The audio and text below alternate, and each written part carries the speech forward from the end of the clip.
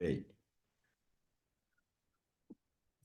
Hello, Donald Chu. I'm Robin Hanson, and we're talking together about your book, The Making of Modern Corporate Finance, about a few weeks ago, I believe, or few months ago, I guess. Yeah. Um, Thanks so much for having me, Robin. I'm delighted to be here.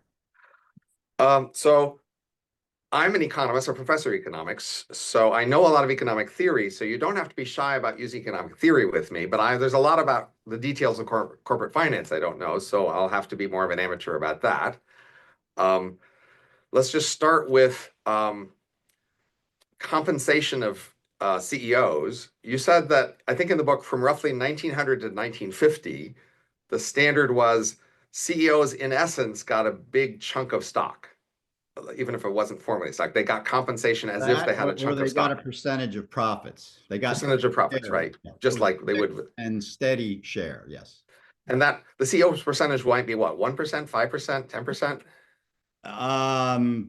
That varied on the size of the company, but GM had a pool where they gave 10% of the profits to its top 500 managers. So you Okay, can but you can right, back and out the CEO from that. No, I don't know. CEO might be 1% maybe out of I that, think or half a Michael percent. Jensen showed that the average CEO got $3 for every thousand, but this is actually post World War II. But before that, it was probably a significantly larger fraction.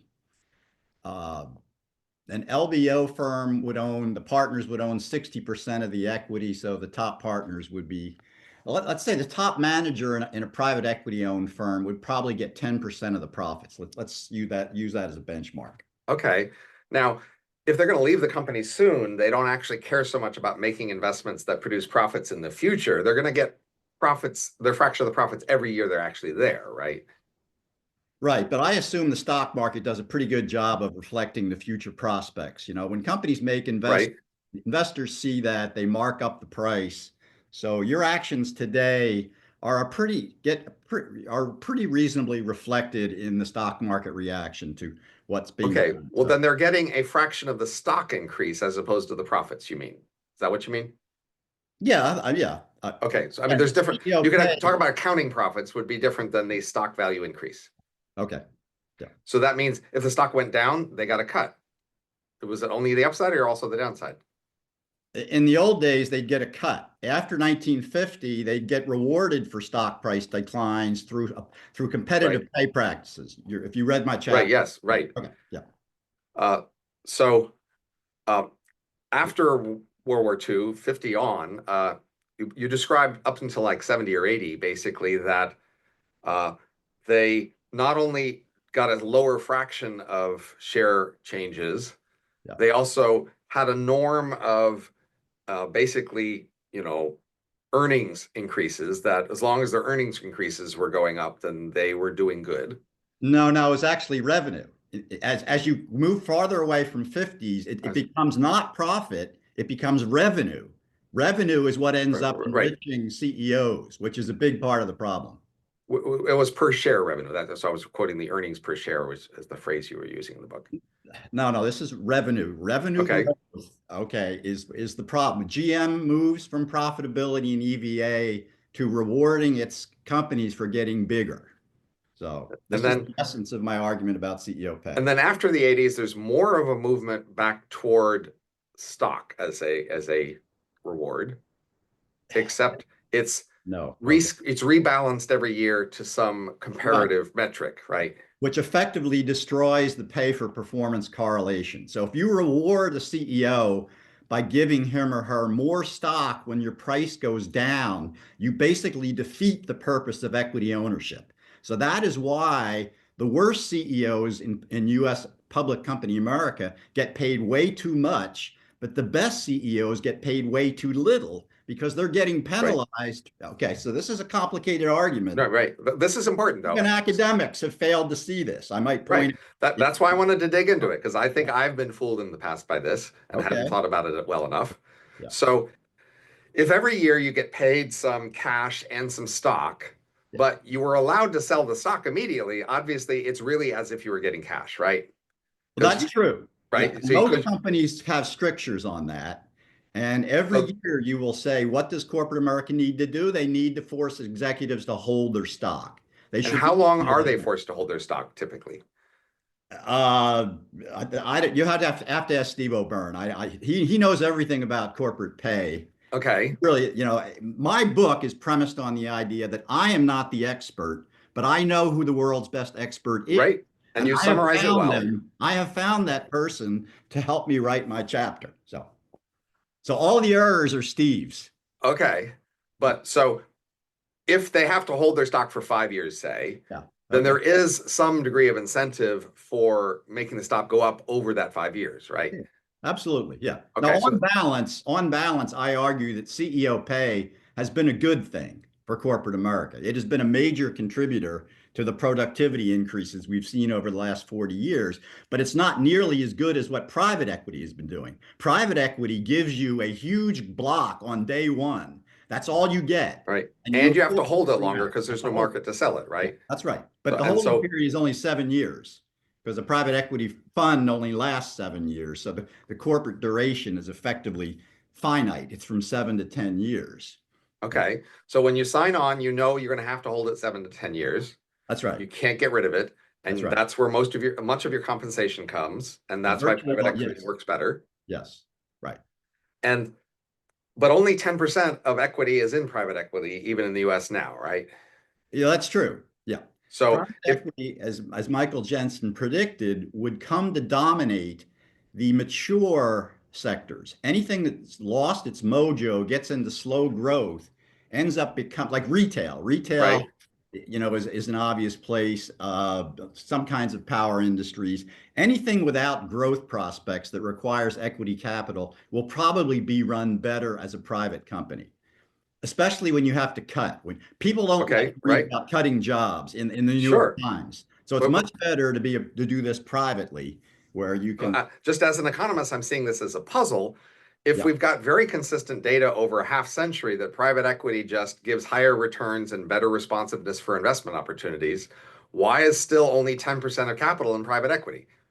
Because the largest companies that have growth prospects need equity.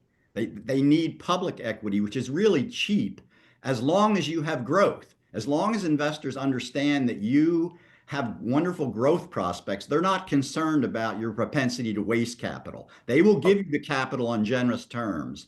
But once you start to lose your growth mojo, right. as even So Apple did, you have to start paying that capital right. back. So there's two issues here. One of which is if there's a limited amount of private equity capital, where is it best allocated?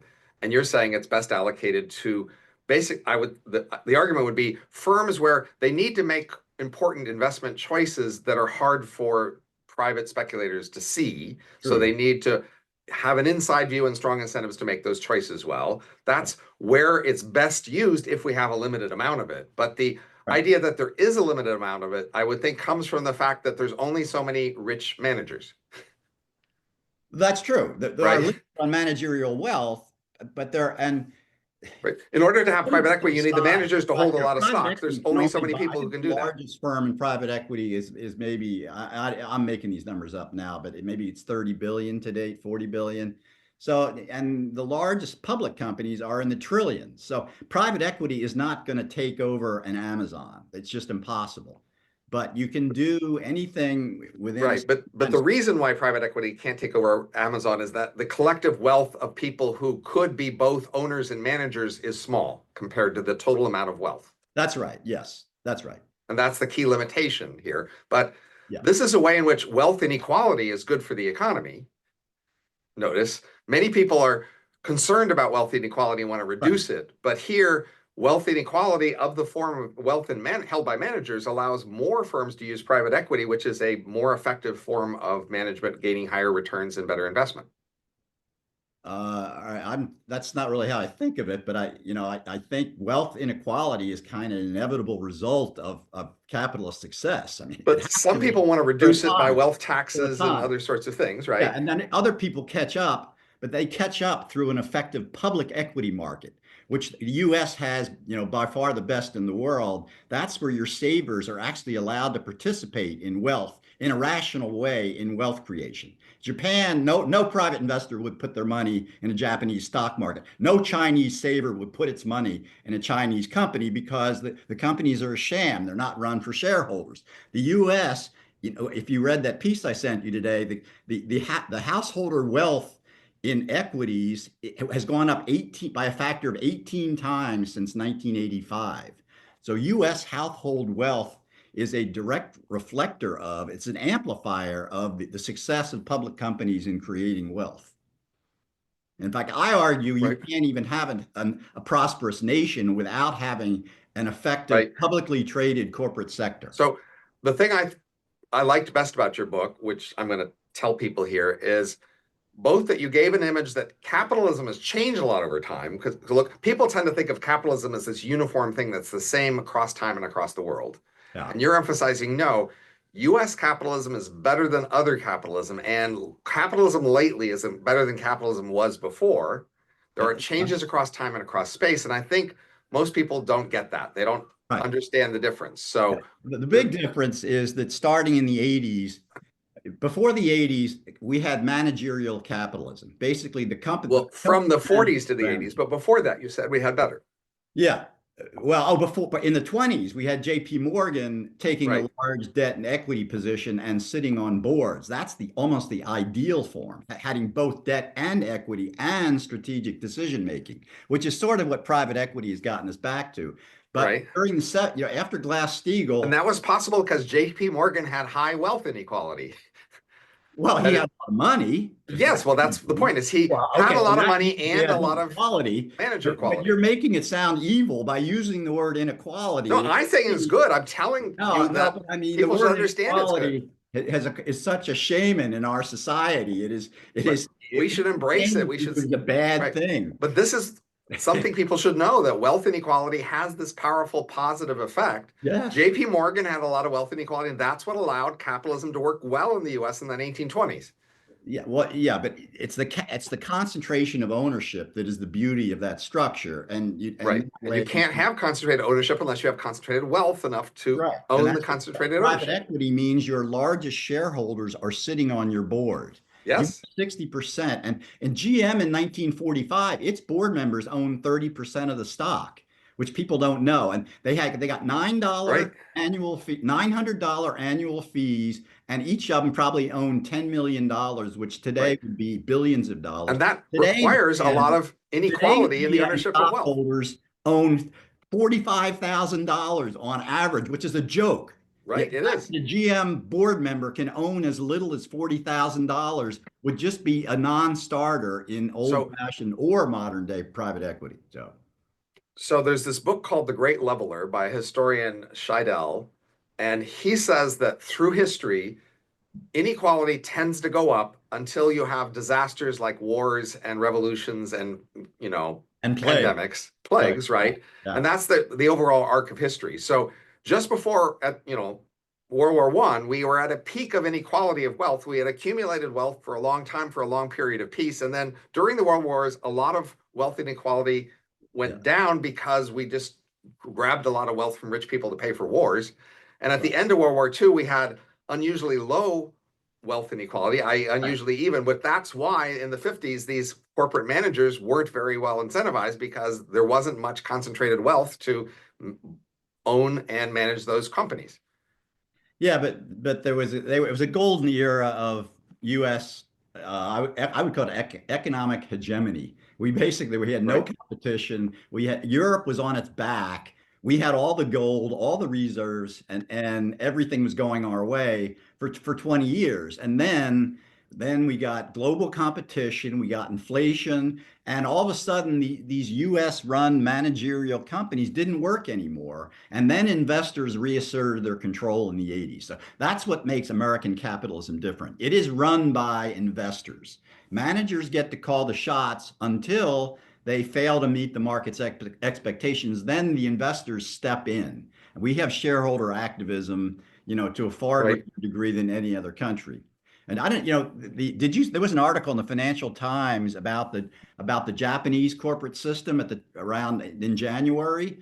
And the Kaidan Ren, which is like the Japanese Business Roundtable, a spokesman said, we recognize we have been in a 30-year slumber in Japan. We have done nothing for shareholders. Our economy is suffering. We are inviting American shareholder activists to this country to help take control, reassert control of our companies. We want Elliott Management, KKR, to come over and help reform our companies because they have been failing to create value for their shareholders. And, Warren Buffett has started buying lots of Japanese shares, and Japan, became the hottest capital market, probably in the last 6 months. And again, they're inviting American activists to come in and help run those companies. And this is something that people just don't get. Well, so the activists, in order to have an effect there, they will need to be able to influence enough shareholders to win votes, I guess, is their main leverage, Well, right? first of all, they get a vote. They own 5 to 10% of their shares, and then they make proposals. Then the proposals get vetted amongst the largest shareholders who actually get to vote on the proposals. That's the beauty of American shareholder activism. It's Right, a form of democracy where the activists, if you buy enough shares, you get to propose a change, and then you can't enact the change, but you get to put it in front of all the large institutional investors who are the permanent holders, right. who But have the interests of the so company. then a key difference of American capitalism is that there are these large shareholders like BlackRock or whatever who own large shares of a lot of companies who that you can then appeal to when you want to make one of these votes. Well, yeah, that's one of the key differences. But the other one is that you're allowed to buy large stakes and to make proposals that will actually get a hearing. In Germany, you would not get a hearing. You could not, Elliott Management could not go to Volkswagen and say, Volkswagen, you need to lay off 10% of the company. That's what they did at Salesforce 3 years ago. They went to Mark Benioff and said, you need to lay off 10% of your workforce. That's what they did at Southwest Industry. They said to the CEO, you should think about firing yourself and changing your policies. You can do that in America, but you can't really do that in most other Right. countries. Well, we want to walk through what's the difference exactly because most, people don't understand this difference.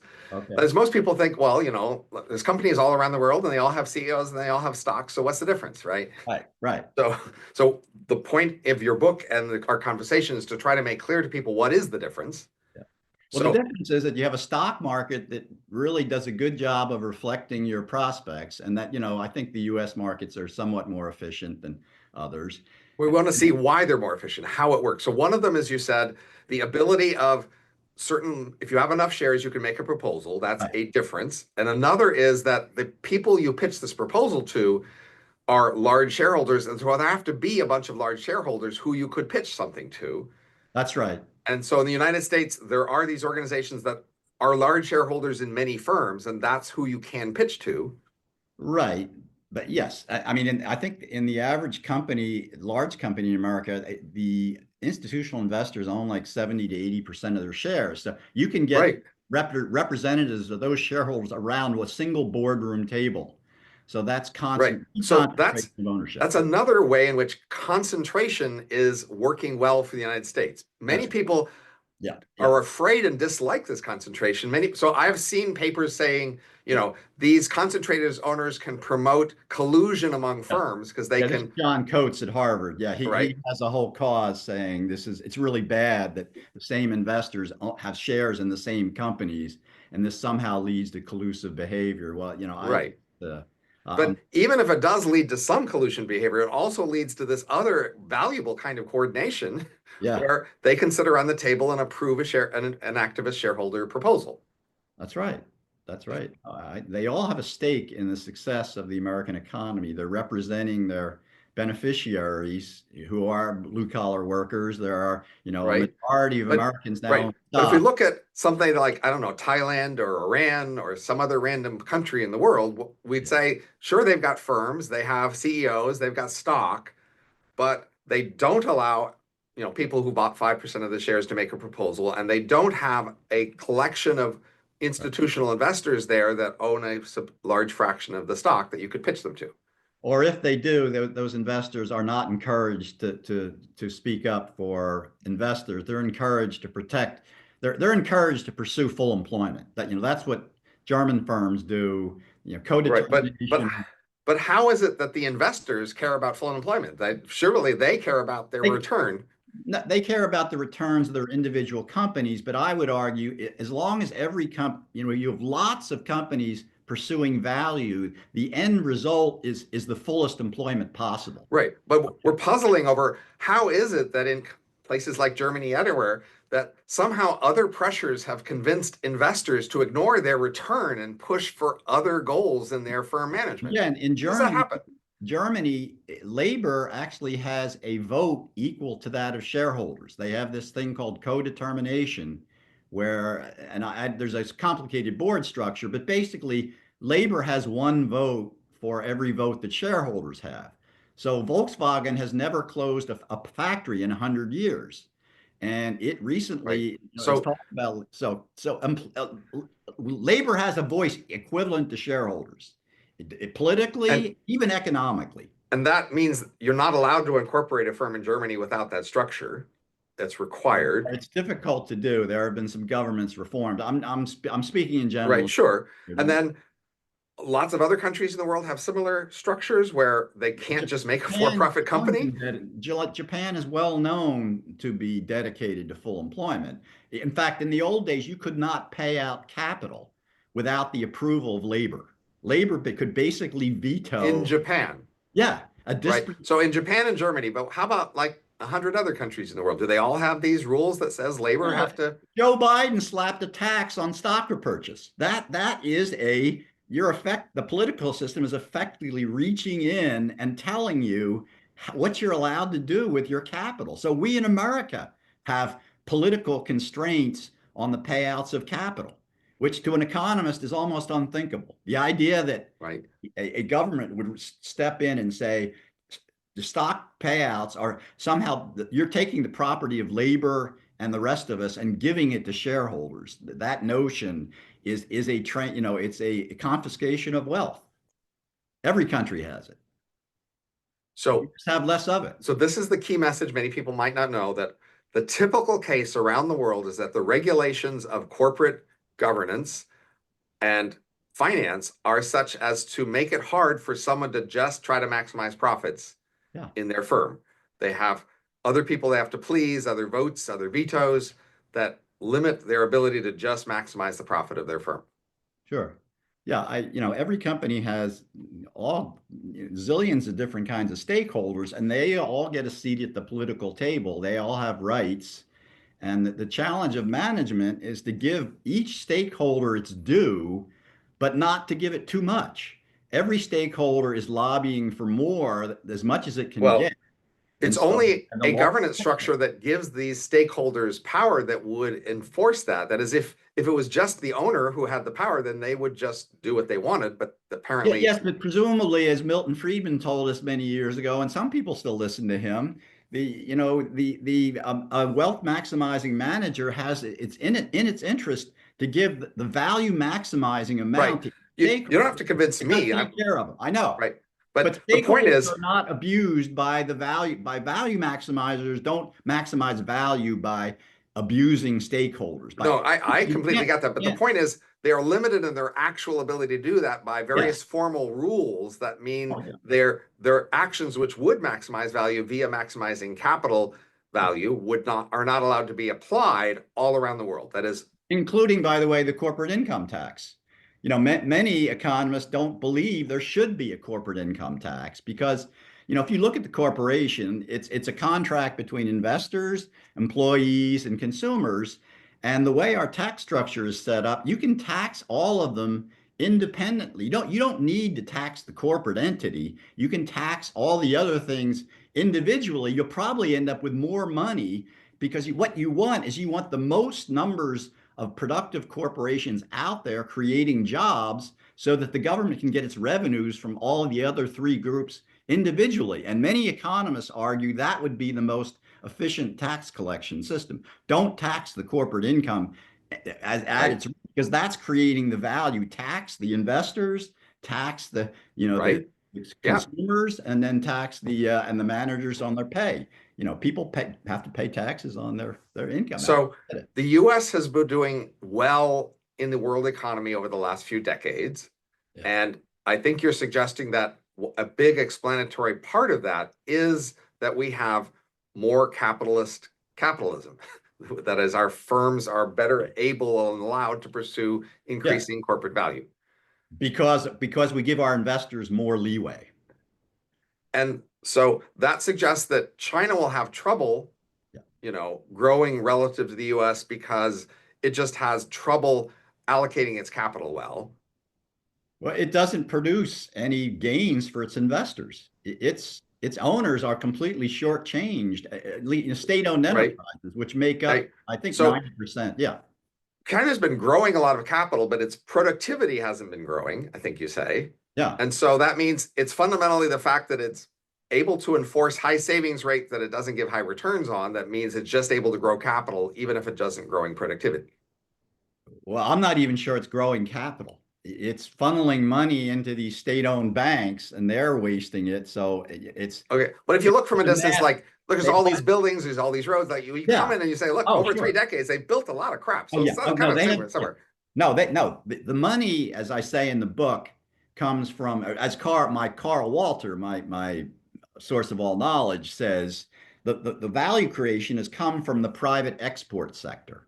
Okay, it's incredibly productive, but there's no publicly traded sector or a very small one where they can put their money. So they're forced to put it into their state-owned banks, and these banks just fritter away the capital. So there's and Right. But if these export it, firms it, are growing it fast, they generates. must be reinvesting capital. So these export firms must be accumulating capital, right? Well, no, they're putting it in the local banks, the state-owned banks, which then fund the municipalities. So yeah, they have enough money to buy U.S. securities, but they don't have a prospering publicly traded corporate sector. So they're just the wealth creation has been really almost minimal. If Well, if we count wealth held by the stock banking, returns have been negative for right, 30 right. years. But Okay. if we look at like physical capital, there's like lots of physical capital there in China, right? There's Yeah, big factories and mines and roads. Like, that's so true. if we count that as capital, that capital has been growing. Yeah, well, it I mean, has it's physical capital. until It's about the last 5 years, I would say it's been. right. Yeah. But so we have to admit that they were able to grow capital because we just can Yes. look and see the capital. There it is. They grew all this capital, Yes. and that's a remarkable thing. It was the private export sector that grew the cap. Right. Yes. But the private export sector didn't grow capital for its investors, but it grew those firms and made a lot of Yes, it capital did. in those firms, No, right? it did, but its investors were the moms and pops. It was not the publicly traded companies. So it created wealth for its own set of families that were in those businesses, which had Right. then created wealth. And it has a very large middle class. It has something like 300 million people in it. But the question is, it's now in the middle income. Its GDP per capita is like maybe Right. $15,000 as compared to US $75,000. So the question is, where's it going to go? And Carl Walter said it's going nowhere. He said they have reached their peak. And if they want it, he was part of the reform committee at the CICC Bank in China back in the 80s. And he said there was a serious commitment to reform, which got lost sight of as it was becoming too successful. And people have now turned their back on it and they have shut down that wealth creating engine with the exception there's a couple firms like Alibaba and Tencent that's a small sector that outsiders might be able to invest in, but there's no governance system protecting outsiders. So yeah, I don't know anyone Right. who would want to buy a Chinese stock. I mean, I just But have not but heard China anything. could still, even without outside investment, take the capital that they have and just grow it like the way they have been growing the capital. They have physically been making more plants and more roads and more, Yeah, but that has now infrastructure. that's all reached its limit. I mean, Can't they just make more? I mean, there's still more stuff they can they're make. already knocking down buildings that have never been occupied, and they still have built cities that have never been, again, never been occupied. So how can you keep doing that? And So, Carl Haxley has a public corporate balance sheet, and he said by his calculation, the state of China is almost bankrupt. In other words, their right, liabilities are probably right, within shouting distance of their assets. So they are reaching right. their capacity. So, Foreign investors are not investing in China anymore. That has come to a halt. So how much, and Goldman Sachs and Morgan Stanley are no longer touting to the extent they did Chinese stocks. So how much longer can that go on? Well, we don't know, but it doesn't all look right. to me. So So, if we think about nations competing in the world, yeah, we can see that, you know, nations that allow free reign of their capitalists, like capitalists to grow their capital, will grow more over the long run. Yeah. And that will come to the glory and power of those nations. So it seems like you can say, if you as a nation want to be rich and powerful, 50 years from now, there's a simple strategy available to you. Just unleash your capitalists and let them invest in their stuff, and don't tax them and don't regulate them. Just let them pursue I'm not profitability. saying that. You Well, got to I'm saying that's what I'm saying. I'm suggesting regulate. that seems to No. be true, doesn't it? That Yeah, is tax, regulate and tax them in an optimal way. So I mean, every government wants to maximize its revenues, but the question is, how do you do that? You don't want to, you want to sure. tax the right people at the right time Right. in the right fashion. Right. So if you tax, the investors on their returns, you tax the customers on their product, you tax it, but you let Yeah, the firms try to maximize their profits, right. then your company, your nation will grow because your firms will grow, and Exactly. you The can slowly get rich over international decades. success is the prosperity of your firms. Did your firms add value or not? Because Right. that's what attracts the So, investment. but this is a puzzle from the point of view of, well, why aren't more nations eager to get rich over this strategy? It seems a strategy available to most any nation in the world. Some are taking it a bit more than others, but even the US is not very eagerly taking this strategy. We could do a lot more to unleash our capitalists. So, all these nations who supposedly say they are competing and want to get bigger, it seems like they don't really mean it, or they don't understand how this works. Well, politicians want to get elected, and when you want to get elected, you appeal to people with But grievances. So okay, but there are places some with dictators, people right? are being left behind, right? But So there are many nations that don't have democracy, right? Why aren't they trying to get rich? Don't they they are. understand? Singapore doesn't have democracy, and it's probably, I don't know about how much, maybe you know more about Singapore than I do. How much power do investors have in Singapore? I would guess it's something in between, the US and more so than continental Europe, but less than the UK and America. But Which is puzzling, right? There are these powerful leaders of Singapore. They're yeah. pretty smart. They could read your book. They could understand these things, but they aren't But no, doing but I these think things. they are. I think Singapore has a very much capitalist oriented business sector. They are successful. It's capitalism Well, without democracy. it's more than other nations, but Yeah. like even the US, which is your peak example, we aren't maximally allowing our capitalists to grow wealth, right? We are limiting them substantially. Well, no, I think our system is pretty much as close to the sweet spot as you can get given political realities. You have to. I mean, maybe we'd be better off with a somewhat lower, a flat tax, and we'd end Well, up you know let's talk about um, raising capital in corporate finance. So you have, you say that on average, when a CEO with the approval of the board tries to raise capital, prices go down 2% yeah, because of adverse selection. People are worried, why do you need this money?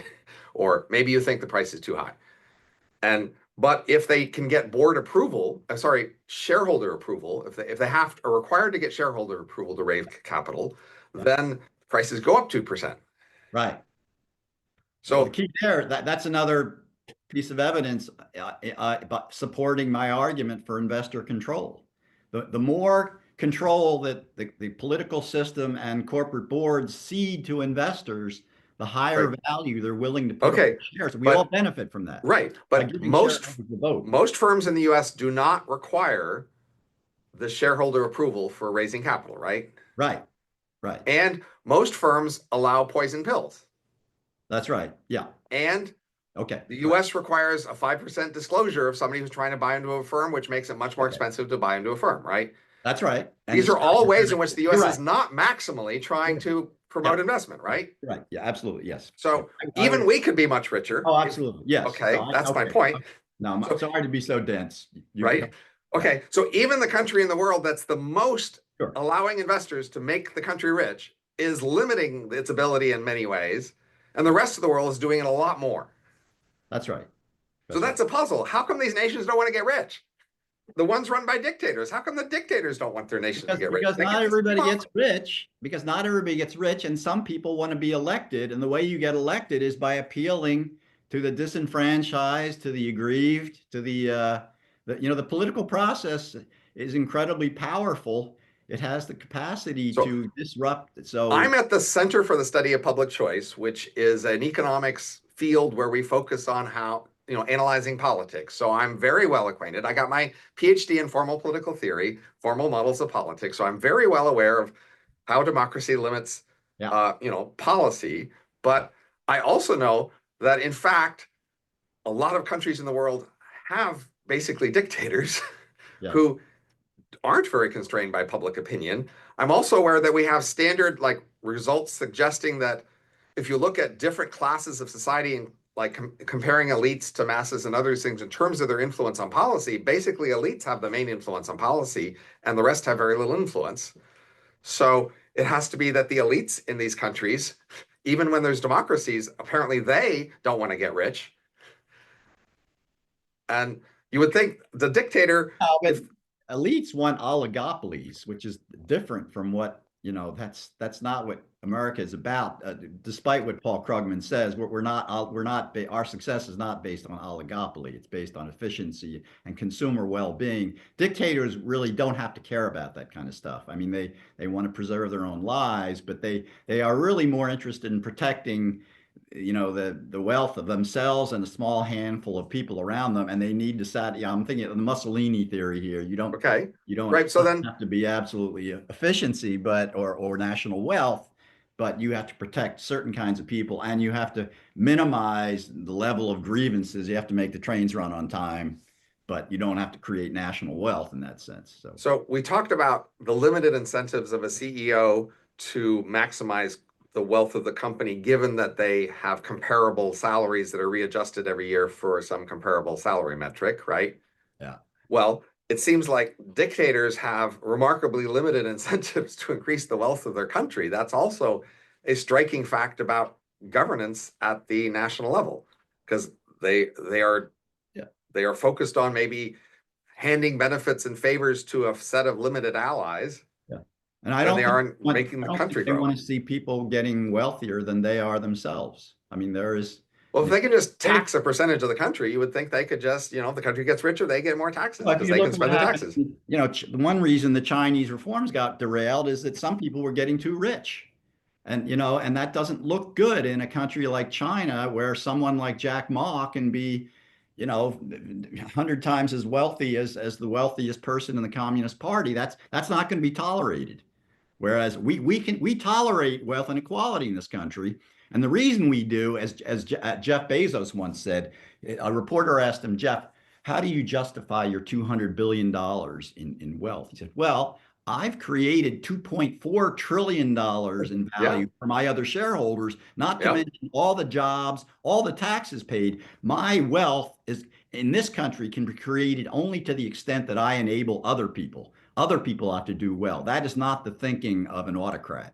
Autocrats are not thinking about, in most cases, about how can I, maximize the total wealth of everybody else in the country. It's more about protecting our kind of people against other kinds of people who are the villains. This America is about bringing right, everybody to the table, making everybody rich. Autocrats are about protecting a set of interests that have to do with race or creed right. or So I have a friend, Richard Hanenya, who had a book a couple years ago about foreign policy. It was pretty good. And he said that many people in the foreign policy field talk in these national strategy terms as if nations had these long-term strategies for how to manage conflicts. And he says that's just all wrong. Nations are typically just reacting in the moment to various political pressures, and they have no long-term strategies. right. And that explains why, say, the US would have like helped out China and the Soviet Union when they were small and poor, and then later on supposedly we're trying to resist them or something. But if we had not supported them early on, then they wouldn't be big later on to resist. And that, in fact, there is no national strategy. There is no national view and attempt to grow a nation. And that's consistent with what we're saying here. One of the ways, if you had a national strategy, you would be trying to grow the wealth of your nation. You would think that would be an obvious foreign policy, national policy thing. But apparently that's just not happening. Like there's nobody there in charge doing that.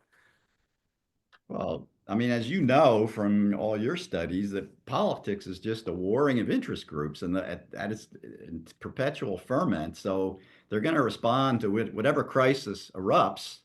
They will say, "Okay, we've got to throw Okay, money at so this." in the So last there's few no minutes, national strategy per se. The national strategy of capitalism is let investors do their work, let them be opportunists, and give them the capacity to respond to whatever opportunities arise and force them to cut back. When a business is failing, what America does better than anybody else is they cut a failing business. They are ready, and that process of cutting releases the capital for our world leading growth sector. We have venture capital, we have companies with PE ratios of 100 because we have all this capital that's been released by private equity from our shrinking sectors. That's not a national strategy. It's a set of principles and policies that enable us to respond opportunistically. It's whereas Japan has a national industrial strategy designed to protect national champions. We know that doesn't work. I mean, all of right? history tells us industrial policy to protect industries is a complete failure. And the best book I've seen on I that, agree. have you seen Richard Langlois' book, The Modern Corporation? He will take you through every major technology for the last 150 years and show you why government planning has almost always failed. Almost every, even the internet is really not a government creation. It's private sector taking government money and making it work. So again, So how do you spell that name? And so it's just so I can make L sure I get A N G L O I S. Richard Langlois, got it. I'll find it now. a Okay. great economic historian, the modern corporation, and it's the corporation in the Person in the 20th. 20th century. Yeah, I found the title here. Princeton University Press. I've read I found it. it. So I It's a will look at very it. long book. So in our last few minutes, I'd like to focus on this concept that I've been exploring of betting markets for corporate governance. Yeah, So okay. let's start with the example of firing a CEO. So when, I mean, for often it comes a point where somebody else would do better in the job for a CEO. Sure. And how quickly do you think boards notice the situation and act on it? Or are they a little slow because they are often tied to the CEO and they don't want to bother like rocking the boat or something like that? Do you think there's a delay Oh yeah, often? absolutely. There's absolutely a delay, but Okay. they should be getting help from stock market pricing and Okay. Right. shareholder activists. Shareholder So, activists will cover. right. Let me describe another mechanism we could use to Yeah. get rid of the CEO. Okay. So, as you know, in an ordinary stock market, you trade stock for cash. You can make a called off stock market where the trades are called off if a condition isn't met. That's a thing you can do. And then you could make a called off market in the stock conditional on the CEO staying past the end of the quarter or leaving by the end of the quarter. So in those two conditional markets, you'd have different prices than in the unconditional market. And in particular, one of the prices would be higher than the other. And so the idea is that if the price of the company, if the CEO leaves, is higher than the price if the CEO stays, that's a recommendation of speculators to get rid of the CEO. Okay. So that's decision market as a form of governance. And the suggestion is this would be pretty good as an indicator, and it could be just faster and flexible than trying to get a lot of shareholders to, listen to a proposal and have a vote or other sorts of mechanisms. That is, you could just have this always every quarter for the firm. Every quarter we ask, should we keep the CEO or not? It's just a regular practice. It's cheap to set up these markets, and you get this signal reliably every quarter. Should we keep the CEO? And it's something the board could point to and say, oh, I guess, that's solid evidence. We should do it. So the main doubt I think you might have about it is how well informed could the speculators be Right. about this issue? But if often the board knows they should get rid of them and they just don't for delayed reasons, then it might be that, say, if the board can vote in these markets, they would express their knowledge through the markets in ways they might not be willing to do as a board vote. Hmm. So I like the idea, and it really depends on how efficient you think you can get these, how the markets are or can be made to be. Uh, and you probably want some academic evidence, which would take time to acquire. Well, you want to run them. Why is this better than stock prices? Is the obvious question. Well, the stock price doesn't tell you whether to get rid of the CEO is the point, right? Well, in some sense, it does. If you Well, look at, after you get rid of him, it tells you, but until you get rid of him, it doesn't tell you whether you should, right? well, no, if you're underperforming your industry, a lot of people would say that's a sign the CEO has to go. I mean, Well, that's almost a, it's a clue, but I mean, there's other reasons why you could be underperforming the industry. So this would be a more direct clue, right? It would just say more directly. But okay. obviously, these markets would look at that information, right? If it had been underperforming the industry, that would be one of the reasons that speculators would, Yeah. say the CEO should go. But they could also look at other things in making that Well, judgment besides that. how persuaded are you that betting markets are really much more efficient than, say, polling and other kinds of Oh, so we do have a lot of data on that, yeah, yes. And so yeah. in And are fact, you utterly persuaded, by the consistently, when you compare betting markets to some other source, they're either about as accurate or the markets are better. That's just a consistent phenomenon of the empirical literature for a long time. So, it sounds great to me. okay. Uh, but So there's other things we could apply it to, not just firing the CEO. We could okay. apply it to, say, this fundraising, right? So instead of having to get shareholder approval for fundraising, which is a lot of work and mechanical problem, you could just ask a market here whether the company is worth more if we do some fundraising. No, but that's effectively what you're doing when you announce the new offer. When the well, no, Right, that's but you don't not get to know fair. whether you should announce the offer, right? We're trying to get the advice before you make the choice. Yeah, right. Obviously, the market Well, response to a but choice you're is advice I about the don't think choice, but it's too late, you're allowed to pull the offer in response, which often happens. right? MCI would announce back in the 80s, it would say, okay, we're going to issue equity, folks. And it would watch the Okay, price go down by 10%. And then it would pull the offering and then it would issue a convertible okay. instead. So we So have the should we problem. do that for the CEO? Every quarter, we fire the CEO and we see if the stock improves. Again, you have to ask my friend Steve O'Byrne, who knows everything in the world about this. I will send you his email address when we're Okay, done. He is the man to weigh in on this. okay, And but he you also see, says the proxy agencies are incredibly inefficient. Their recommendations on pay are really make no sense at all. They rejected the Microsoft pay package what is Nadella, Nadella, the CEO of yeah, Microsoft. It's the best pay package ever designed, and ISS rejected the pay package because it was too rich or because it had a component it didn't like.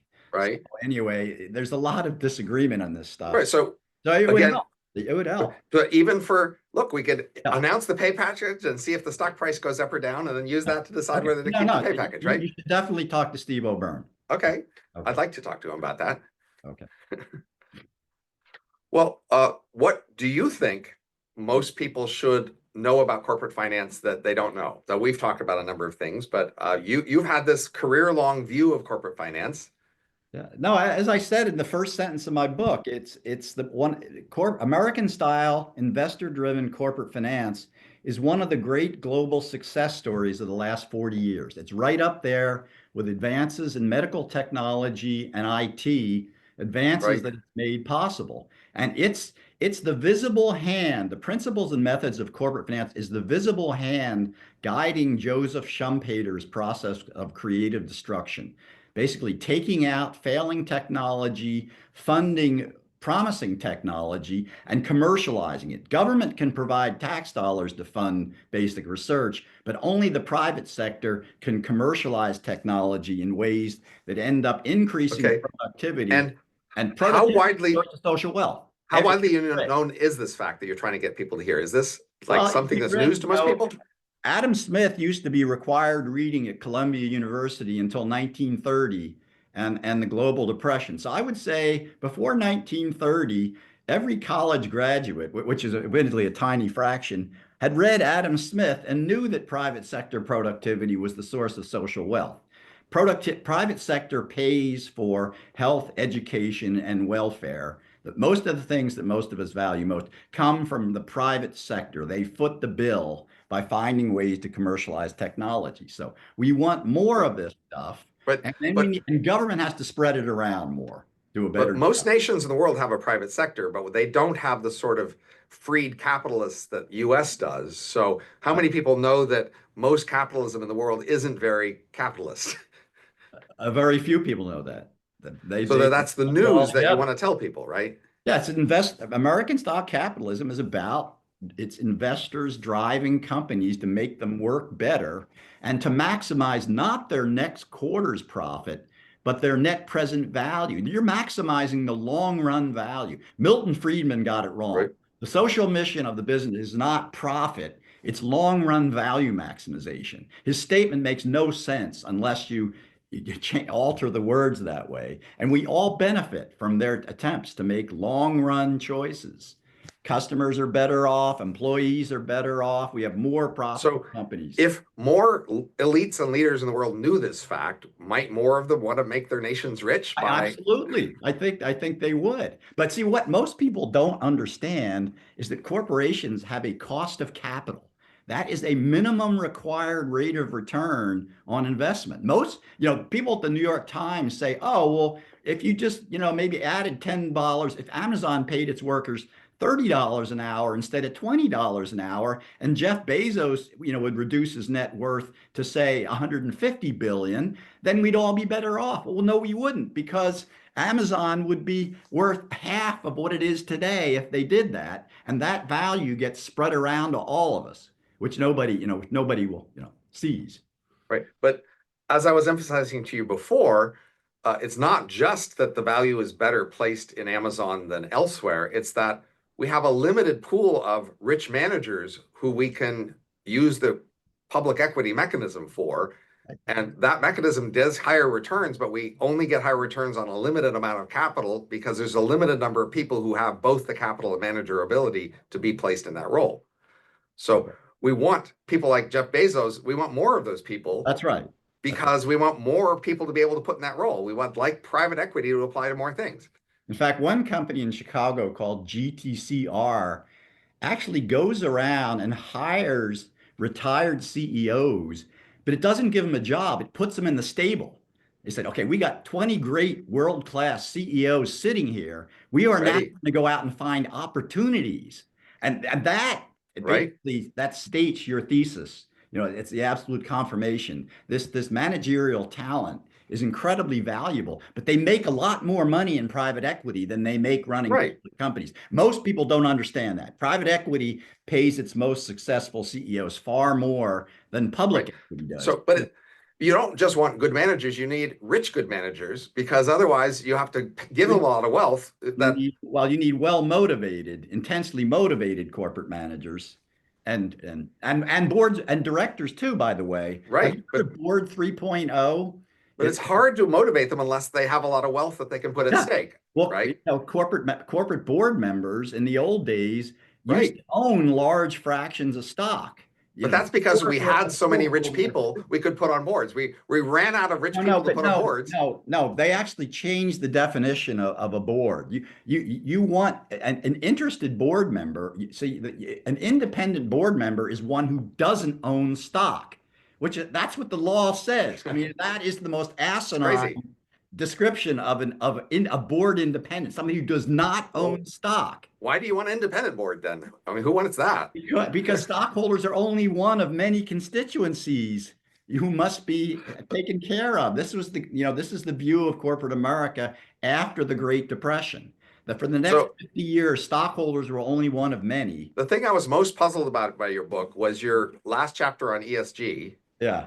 where you seem to be trying to be generous toward it, but it Yeah. doesn't sound like anything what you're describing so far as trying to focus on the investor. As ESG seems primarily trying to bring other stakeholders into No. consideration. The definition of my definition of value maximizing ESG is investments in your non-investor stakeholders that increase the long-run value of the firm. So you want to make sure you're not underinvesting in any major constituency. So my two favorite examples are Walmart and Exxon.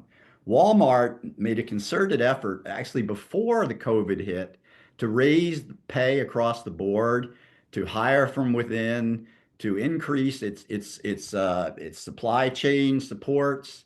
It has a plastic waste program. So they have a major sustainability program that I would argue increases Walmart's value, doesn't increase its profits, but it reduces the cost of capital. It increases the PE multiple. And I would argue the same thing's going on at Exxon. Exxon has not gotten into renewable and solars, as advocates of Engine One like to suggest. What it has done is increased investments in lithium, blue hydrogen, and carbon sequestration, none of which is adding to its bottom line. But I would argue all of it works to increase its value by raising its PE multiple. Investors, Right. So let's okay, walk through that. okay. Uh, in order for this to work, there has to be a pool of investors who will offer their capital at a lower cost if you, do some ESG things, right? Yeah, and they will view you as less risky. You Right. reduce But their risk. those investors are therefore sacrificing return. No, not risk adjusted return. They view this company as less politically risky, less subject, less vulnerable to intrusions. No, they are not sacrificing any return at all. Well, They're then lowering their it's cost of because capital. the political system has threatened a risk that if you don't do these things, we may come down hard on you. And that's why they are afraid of that risk. And that's why they're Right. accommodating it through their lower cost of That's capital, right. right? Yeah. But That's then my we can blame this political system for imposing these risks. Well, we can too. I mean, I believe they're wrong-headed, short-sighted, and they don't understand how markets work. Yeah, think about what Warren Buffett had. People love Warren Buffett for reasons I would argue are not entirely economic. They just feel good about what he says, what he does for Right. And employees, that lowers his his cost cost of of his capital. risk, right? Because they Yes, fear that which if people didn't love him, the yeah, government might come down hard that's on right. him. That's right. And Yeah, he's protecting his capital from the risks of political retaliation that's right. by being lovable, Yeah, yeah.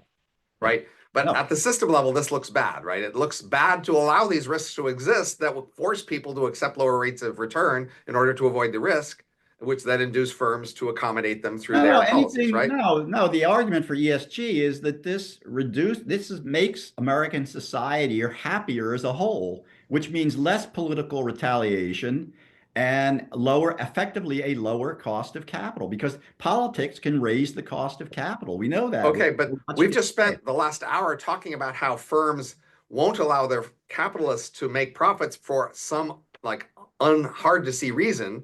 Are we going to say that those are all really good reasons somehow, and that it's good that all these firms around the We world were are saying limited? if thought through properly and given a sufficient time horizon, if you want to make an investment in your employees, that is likely to that could well have a positive payoff in terms of employee morale. So you're going to end Okay, up, but that's a different factor, right? We were well, talking no, about no, the fear of they're all retaliation by the related. political system. They're all related. It's all about getting a lower discount rate from your investors for Because your investors because you're feel addressing political social risk, problems. Yes. Yes. right? And investors just like it. It's part of their whole, I'm almost, I don't want to say Luigi Zingales is right, but this shareholder welfare maximizing theory has some wit to it in the sense that investors like to feel good about what they're doing and they can influence pricing by Okay, reduced but cost of capital. you seem to be critical that most nations in the world weren't allowing as free capitalism as the US has, but we could interpret that in the same lens you just gave, that their public and political system has Um, threats of retaliation, which they are then reducing by not allowing capitalism to go as freely there. Isn't that the same story? No, I find no, I don't. I mean, they can be related through that kind of sophistry that you're Well, it's trying the to same put on me. logical structure of the argument, right? Yes, but sure, you could interpret France as or Germany's co-determination as being farsighted, but I think that's idiotic. I think Volkswagen today Okay. is Well, a so, testament to the failure of that kind of thinking. That kind of thinking, they would never fire right. anybody. Okay, but then the They, question about ESG is it actually accommodating valuable considerations that are worth doing, or is that just an excuse for doing the other things like Germany is doing, right? It's That's both. the There is good ESG and bad ESG, and we have to. And the beauty of it is that investors can say no. Sainsbury had a living wage campaign that was, I've forgotten, Share Action, a British investor, went after Sainsbury, which is a British retailer. We want a living wage campaign. We want everybody who that you contract with to have a 10% raise, and 5 out of 6 of its institutional investors voted no. They said this is going to destroy the competitive future of the company. And I think that is bad ESG. And the good news is that shareholders get to vote on it. These proposals come up Right. and 95% of them are Right. voted But down. but the channel you were talking about is when investors are afraid of political, like, Yeah, yeah, afraid of political retaliation, they change their investment practices to lower the returns to they accommodate could. various They political could. threats, right? Yeah, they could. And that's why I say you need to distinguish between the good stuff and the bad stuff. Even Jamie Dimon today would say, we don't do DEI in a formal way, but we know we're helping minorities. This is what we're about. So ESG is alive and well. It's just gone underground. And it's all part of good management, and you need to take care of your local communities. You need to take care of employees. And you need to take care of the environment Right. without But sacrificing value or profit. okay, but Germany claims that's what it's doing by putting I the know, labor but on the they're board. obviously not, because Volkswagen is a complete utter failure.